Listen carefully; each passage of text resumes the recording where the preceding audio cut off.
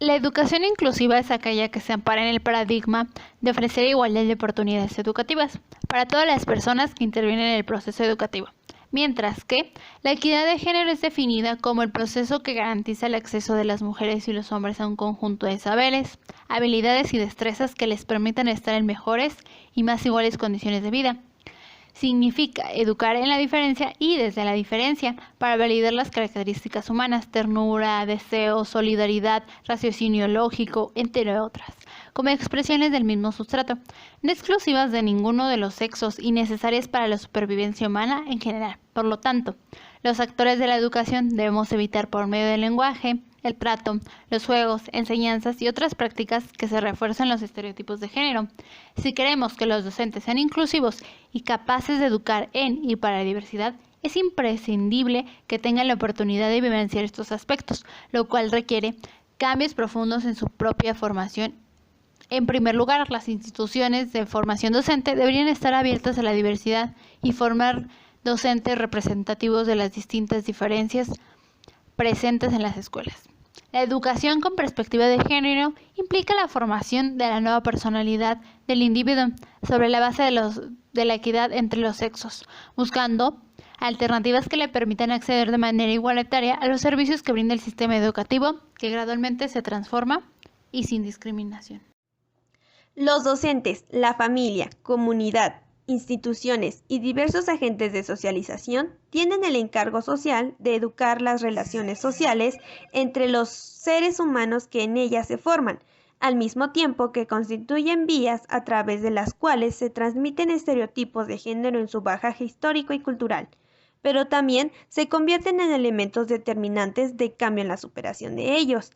Las y los docentes formadores de hombres y mujeres en los diferentes niveles del sistema educativo tienen la responsabilidad de participar en la construcción de esta cultura de género, para evitar continuar reproduciendo modelos de exclusión en las aulas. Apropiarse de la perspectiva de género como un eje transversal de los procesos educativos implica para la docente o el docente enfrentar un reto en su propia práctica pedagógica, la cual se traducirá en un instrumento para construir un mejor mundo. La equidad entre ambos requiere entender la equidad como la igualdad de oportunidades para hombres y mujeres, respetando las diferencias de cada género, sin discriminar a ninguno.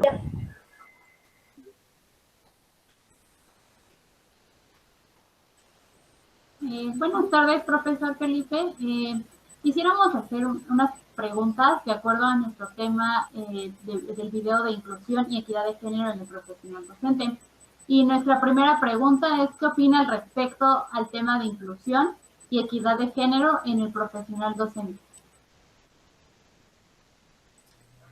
Bueno, pues ambos temas son de los temas que la UNESCO ha denominado como emergentes.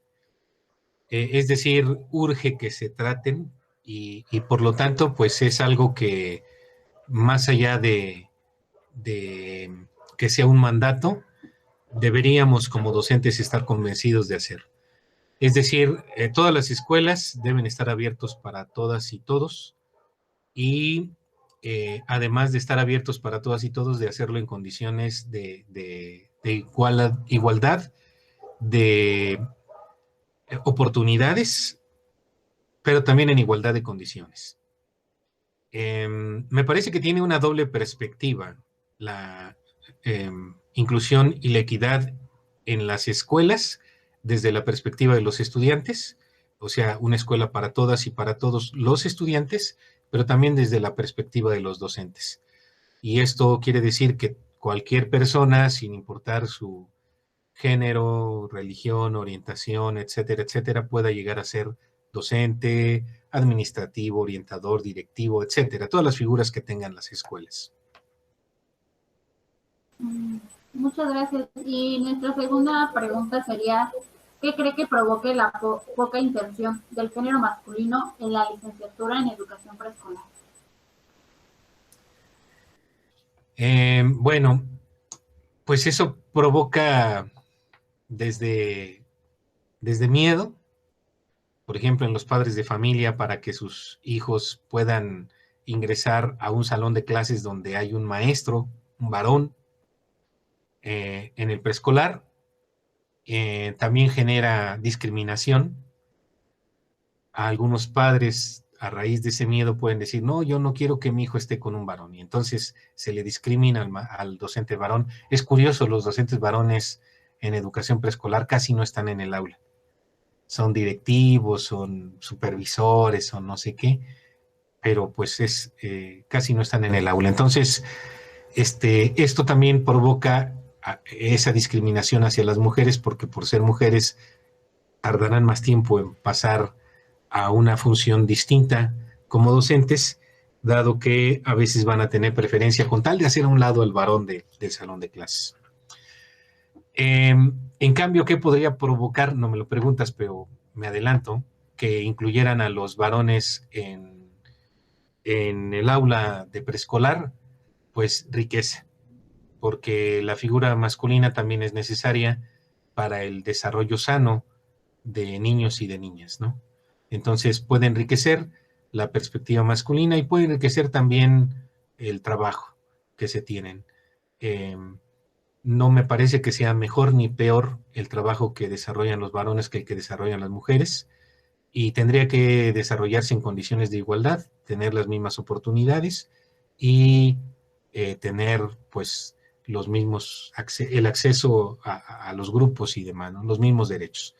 Esto también le permitiría a las mujeres pues equilibrar un poco las cosas para que, teniendo la perspectiva masculina, reconociendo la diferencia, se pueda colaborar con mayor integralidad en el proceso educativo de los estudiantes.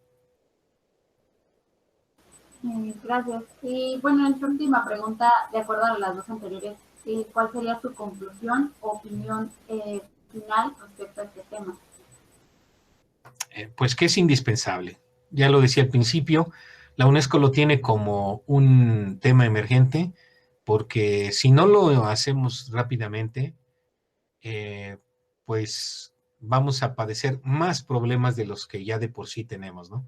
Situaciones de violencia exacerbada en la sociedad, y mucha de esa violencia es en razón del género, de las diferencias étnicas, religiosas, y eso podría ir disminuyendo si tenemos acceso todas y todas desde nuestra condición particular en las escuelas, que serían un oasis dentro de este campo de batalla que se han vuelto las ciudades, ¿no?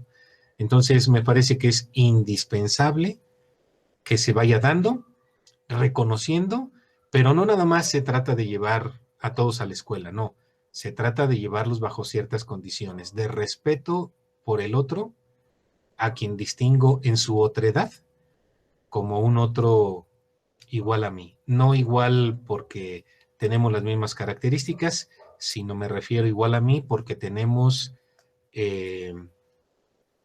condiciones semejantes. Es más, muchas veces se utiliza más esa palabra, ¿no? La semejanza que la igualdad. Semejantes, como seres humanos semejantes. Un yo, pero otro yo, un alter ego, que también está en esta interacción conmigo desde el aula, desde compañeros de trabajo y, por supuesto, en la sociedad. Nada más. Bueno, esto sería todo. Muchas gracias por su participación, profesor. Que tenga buena tarde. Igualmente, gracias a ustedes.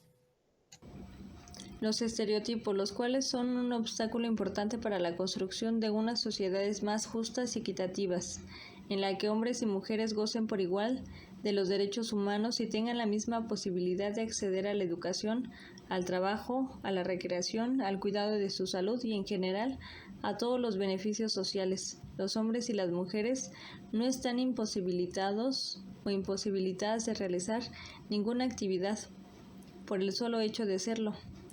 Las diferencias entre ambos no son necesariamente obstáculos para incursionar en actividades tradicionalmente masculinas o femeninas. El trabajo y la voluntad de realización pueden superar cualquier dificultad.